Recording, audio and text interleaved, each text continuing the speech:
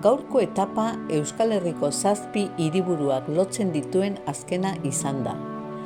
Zeberioko ermita barrin hasi dugu etapa eta Bilboko Ollargan parkean bukatu dugu.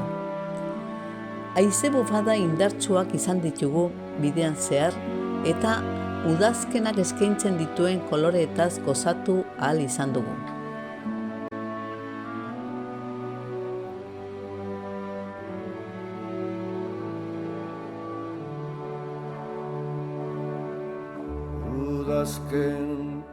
San Segismundo baseliza Upo mendian kokatuta dago eta Zeberio eta Zaratamo herriek erdibana duten ermita da. Eraikuntza honen atzealdean Bilboko Burdineziko bunker bat ere aurkitu dezakegu.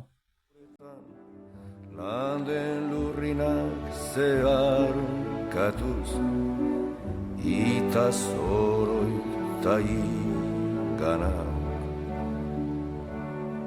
Zuaitz biluziaren gerizpean orpondoa, orbelaren hilobi,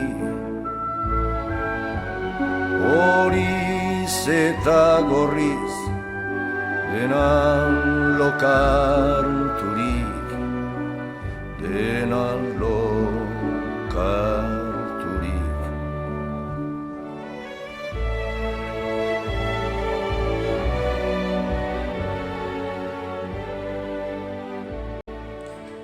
Tamaina honetako ekitaldiari bukaera emateko, Bilboko Club Deportibo elkartearen jatetxean bazkaldu dugu 74 mendizaleok.